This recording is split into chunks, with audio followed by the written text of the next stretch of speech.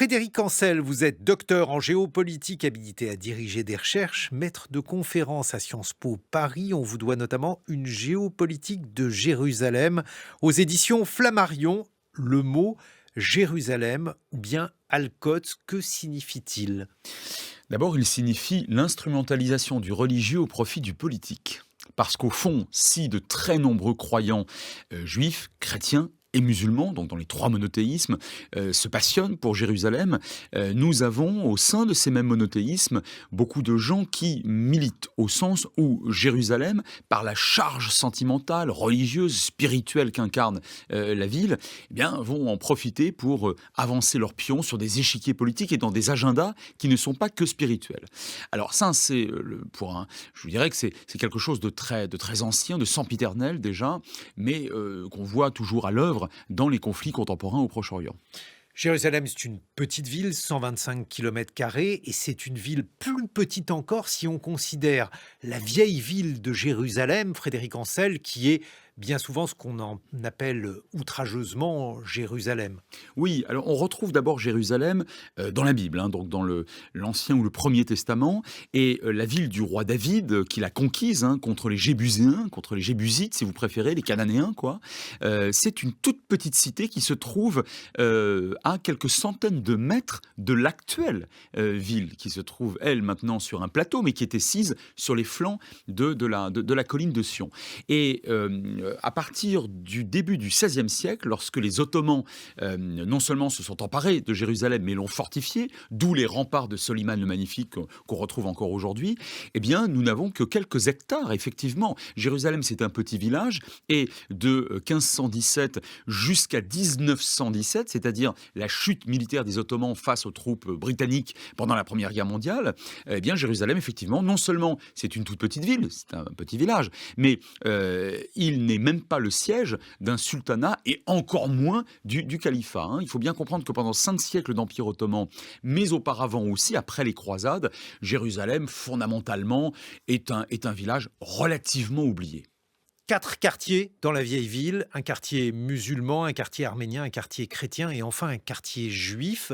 Qu'est-ce qui explique justement le fait que cette vieille ville soit morcelée, Frédéric Alors Ancel? elle est morcelée parce que plusieurs communautés ont souhaité rester à Jérusalem. Alors des chrétiens, vous en avez depuis toujours, j'allais dire depuis Jésus de Nazareth. Depuis les croisades, c'est une certitude.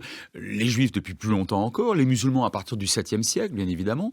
Et puis les arméniens tout au long du Moyen-Âge. Alors vous dites morcelée, vous avez raison. Aujourd'hui, la ville n'a pas toujours été aussi morcelée. C'est-à-dire que les quartiers vivaient en bonne intelligence, les uns aux côtés des autres, très manifestement, et tout ça sur une surface dont il faut rappeler qu'elle fait à peu près la place de la Concorde à Paris quand même, avec peut-être quelques hectares supplémentaires, mais à peine. Et effectivement, à partir du moment où la rivalité entre mouvement sioniste puis État d'Israël d'une part, groupe arabe-palestinien d'autre part, se tend très fortement, là oui, bien sûr, il y aura un morcellement beaucoup plus dur. Ville triplement sainte, là aussi, en quoi est-elle sainte pour les chrétiens, les juifs et les musulmans, Frédéric Ancel? Alors, dans le premier ou Ancien Testament, on retrouve Jérusalem de manière implicite dès l'épisode d'Abraham, en réalité. Lorsque Abraham reçoit l'ordre de Dieu de quitter Our en Chaldée, donc en Mésopotamie, il lui dit d'aller bâtir Beth El, c'est-à-dire la maison de Dieu, et implicitement, en tout cas aujourd'hui pour les croyants et les religieux juifs, ça se situe à Jérusalem. Et ensuite, vous avez un épisode empirique que j'ai évoqué tout à l'heure, c'est l'épisode du roi David. David, qui est le premier roi hébreu juste après Shaoul, David, lui, il va quitter Hébron, Hebron, ou Al-Khalil, si vous préférez, franchir 30 petits kilomètres et aller s'installer à Jérusalem. Et là, pour la première fois, il y a, chez les Juifs, une capitale qui s'appelle Jérusalem. Les chrétiens, eux, n'en feront pas de capitale, puisque, vous savez ce que disait saint Augustin, au fond, l'important, c'est la Jérusalem d'en haut, et pas celle d'en bas qui est vouée à la destruction selon l'Apocalypse de Jean. Mais les croisades vont un peu changer la donne, puisque Jérusalem devient quand même la capitale du royaume franc pendant un petit siècle. Et enfin, les musulmans, à partir du 7e siècle, en feront la troisième ville sainte. Alors, il y a des sites précis pour les juifs, Le mur des lamentations, qu'est-ce que c'est, Frédéric Ancel? Alors, le mur des lamentations, contrairement à ce que la plupart des observateurs disent, ce n'est pas un pan de l'ancien temple hébreu détruit par les Romains en 70. C'est le mur militaire, c'est l'enceinte militaire, dont on voit d'ailleurs des pierres absolument gigantesques faites pour protéger, qui lui-même protégeait le temple, dont les ruines se trouvent par définition derrière ce mur. Et c'est la raison pour laquelle les juifs croyants, pratiquants, s'approchent au plus près de ce mur d'enceinte militaire, c'est-à-dire au plus près des vestiges, des ruines qui se trouvent dans la terre, de la colline, derrière ce mur des lamentations. Pour les chrétiens, il y a évidemment le Golgotha, la passion du Christ. Elle est représentée par quoi aujourd'hui dans cette vieille ville de Jérusalem? Alors c'est essentiellement le Saint-Sépulcre que se partagent une bonne quinzaine d'églises dans le monde, parfois à coups de poing. C'est-à-dire qu'on a une rivalité spirituelle, temporelle, chronologique, spatiale sur un territoire absolument minuscule de plusieurs églises. Et c'est une hostilité qui est extrêmement dure. Et enfin, quartier musulman, mais aussi cette mosquée, la mosquée du Mont du Temple.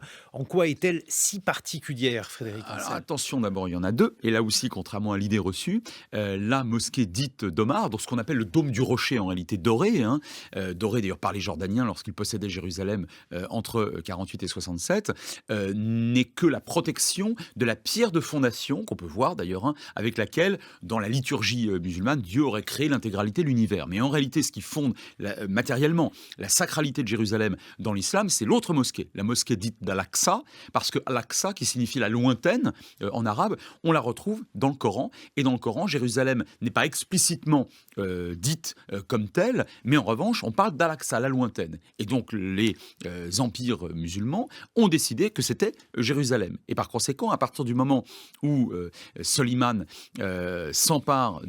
avec Omar, s'empare de Jérusalem au 7e siècle, dans la conquête musulmane, il crée cette mosquée, Omar. Al-Aqsa intervient un petit peu plus tard. Et aujourd'hui, c'est ce qui fait, encore une fois, d'un point de vue strictement matériel, j'allais presque dire au niveau du bâti, la sacralité musulmane de Jérusalem.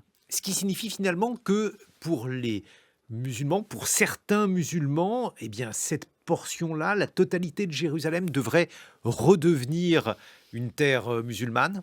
Non seulement la totalité de Jérusalem, mais toute terre musulmane, c'est-à-dire ayant été conquise par des musulmans, aux yeux des traditionalistes et a fortiori des islamistes, de toute façon, doit impérativement revenir sous souveraineté musulmane. Alors, Jérusalem, c'est aussi une ville moderne.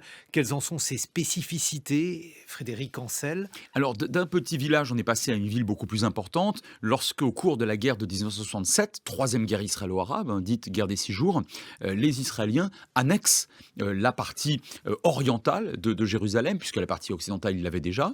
Elle était jordanienne jusque-là, on l'a dit tout à l'heure. Et ils annexent également ce qu'on appelle chez les anglo-saxons le landscape, c'est-à-dire le paysage avec un certain nombre de villages qui se trouvent autour. Donc aujourd'hui, vous avez une ville qui fait un petit peu plus de 100 km², dont la partie occidentale est extrêmement moderne, dont la partie orientale annexée est un petit peu plus traditionnelle. Jérusalem-Est, qu'est-ce que ça veut dire? Alors, c'était la partie ex-jordanienne jusqu'en 67, qui a été annexée par Israël. Donc, vous avez 10 villages devenus des faubourgs arabes palestiniens, et vous avez en même temps, aujourd'hui, 10 quartiers juifs qui ont été bâtis, qui ont été créés à partir de 67, et qui se trouvent donc dans cette périphérie de Jérusalem-Ouest. Et alors, donc, les Arabes habitent à l'Est, les Juifs à l'Est. À l'Ouest, pardon. Alors, les Arabes habitent à l'Est, pour l'essentiel, et les Juifs habitent à la fois à l'Ouest et à l'Est, puisque sur ces 10 quartiers, vous avez un peu plus de 250 000 citoyens israéliens qui sont installés. Mais alors, c'est ce qu'on appelle des colonies? Alors, les Israéliens, évidemment, ne les appellent pas comme ça. Ce sont des quartiers qui, effectivement, ont été implantés et, aux yeux du droit international, ils ne se situent pas en Israël, c'est sûr. J'ajoute un petit point de complexité, ce serait trop simple sinon. Jérusalem, en droit international, correspond aujourd'hui à une espèce de grand vide juridique, puisque lors du partage de la Palestine en 2 États, du 29 novembre 1947, un partage onusien, très officiel, Jérusalem devait n'appartenir ni à l'État juif, ni à l'État arabe. C'était un corpus separatum, et donc aujourd'hui on est encore sur quelque chose d'extrêmement complexe, y compris sur le plan du droit international. Merci Frédéric Ancel. Merci.